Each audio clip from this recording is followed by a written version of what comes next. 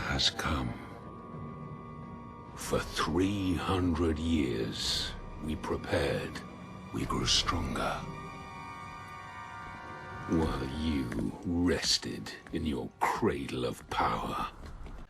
So I don't know what's going on in Australia, but it seems like every other day now, I find these really weird reports about what's going on over there. I mean, I feel bad for Australia because the fires that were going on over there were crazy, man. And it was a really terrible time. I think they're still kind of going in some areas, but I think for the most part, things have kind of died down. Really terrible time, though. But instead of worrying about things like that and trying to fix those problems, we have a senator the other day I covered wants to get rid of anime. Made all kinds of crazy allegations about stuff like Goblin Slayer and Sword Art Online. It was really weird. Well, now they're back in the news again with more craziness. I tell you, I read some of the comments on that last video and all kinds of crazy stuff people were telling me. They censor a lot of stuff over there. I don't know what's going on in Australia. Beautiful country. At least, you know, from what I've seen, a couple of YouTubers I like are over in Australia as well. And very nice people. I've met a couple people from Australia, great people. But it seems like the government of Australia is just on some kind of different like plane of existence. I don't even know. So I saw this and I was like, wow, this is crazy. Exclusive from dailymail.com. How $200,000 of your taxes are being spent on teaching public servants about mansplaining and becoming radical feminists. I got to tell you, if you live in Australia, how are you not furious about this kind of stuff that's going on? I'm always finding stuff like this that comes out of Australia, though. It's insane. Remember, like a year or two ago, there was the Privilege Bridge song about, you know, how it's like easier for this one guy to cross because of his privilege. And, you know, this was like taxpayer-funded stuff, this song. I remember it got roasted to hell on the internet. It's hilarious and great to watch. But anyway, yeah, I don't understand. So $200,000 down the drain for some garbage. So here's what's going on. The Prime Minister and the Treasurer admitted that summer bushfires and a certain kind of sick thing going around were likely to jeopardize his government's promise of delivering a surplus budget in 2020. Despite that, the public purse is still generously funding radical workshops run by Future Women, a training company which former Australian Women's Weekly editor Helen McCabe founded in 2017 to capitalize on the pound MET00 movement. She describes her workshops as a safe space to motivate women as we push for a gender-equal world. An analysis of government tender documents by Daily Mail Australia show taxpayers spent $198,000 in late 2019 on training and management workshops across 7 government departments and agencies. This included $33,000 by Mr. Morrison's Department of Prime Minister and Cabinet for Human Resources Services through the end of 2020. Human Affairs Minister Peter Dutton's department also shelled out $33,000 for a year's worth of education and training workshops, which dealt with things like mansplaining. Man, I would be so irritated. So you've got really serious stuff going on in Australia. That bushfire stuff, that was insane. And you're shelling out money for garbage like this. You would think there would be people with like torches and stuff at this dude's office. I don't think that's the case though, and I'm not calling for that. I'm just saying you think people would be a little upset and that this would be a bigger deal. But the only people that I see talking about this are the Daily Mail. No one else is talking about it. It seems like, you know, we're just going to push this stuff under the rug. So basically, Future Women's Manifesto describes itself as an organization for women who object to being mansplained, talked over, ignored, dismissed, or told to take the minutes or pour the tea, to sit down, be quiet, be nice and decorative, to not make this about gender all the time and label difficult and disingenuous. Despite that description, Ms. McCabe insisted her group did not conduct seminars on mansplaining. The idea we offer mansplaining workshops is not correct, she said in a statement on Thursday afternoon.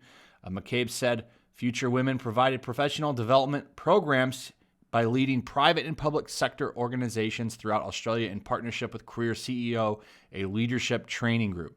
Their communicating with authority workshops are not gender specific, she said. Future Women is dedicated to helping women connect, lead, and learn. They're not going to come out and say that that's what they were doing. But we all know how these organizations work. Agenda is what they're all about. And I like this legalese response she gave to the questions. We can't be straightforward now. We're going to give you this little statement from the lawyer. But also got to ask, how can you read their manifesto and hire them? I mean, clearly you know what's going on there. It says it right in there. Their manifesto describes itself as an organization who objects to being mansplained, talked over, ignored, dismissed, won't be told to pour tea. And you hire this group to run all of your human resource events? Come on. I wonder what they're trying to accomplish. You know, these companies don't make it a secret. They put it in their promotional material.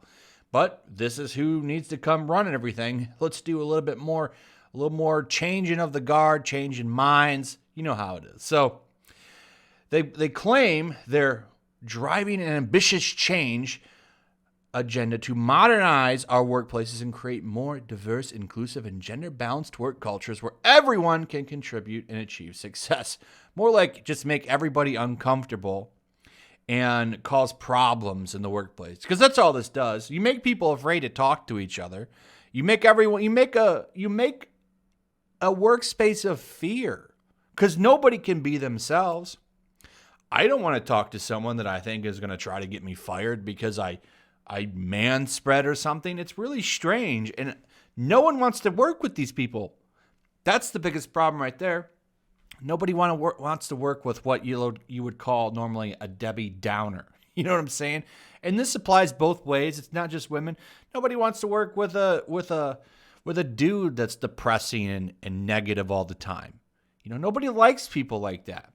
You're making a fleet of people like that by doing this kind of stuff, and it's a problem in itself, you know.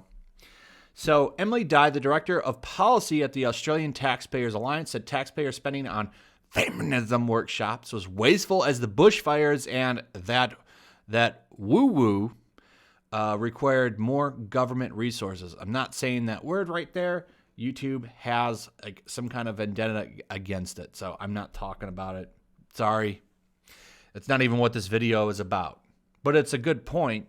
The money should be going towards those things that matter, not this. Because this doesn't matter. This is fake garbage by hustlers. That's what something like Future Woman is. It's a bunch of hustlers. It's an extreme waste of money, particularly when our budget surplus is decreasing. The economy is being strained by the you-know-what. Bushfires were super expensive, she told Daily Mail Australia on Thursday. And then we're spending money on random workshops. Every dollar matters to the taxpayer. Ms. Dye said that as a woman, she found the idea of mansplaining seminars and gender workshops to be incredibly frustrating.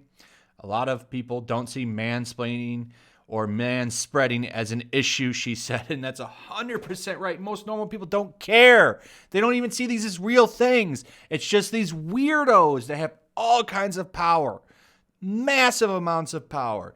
And if you try to discredit them, well, you're some kind of istophobe piece of garbage, and you need to be canceled.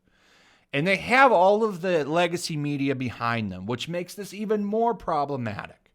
So anyway, she goes on to say, as a woman, I don't really have a problem with that. It's pushing a certain agenda.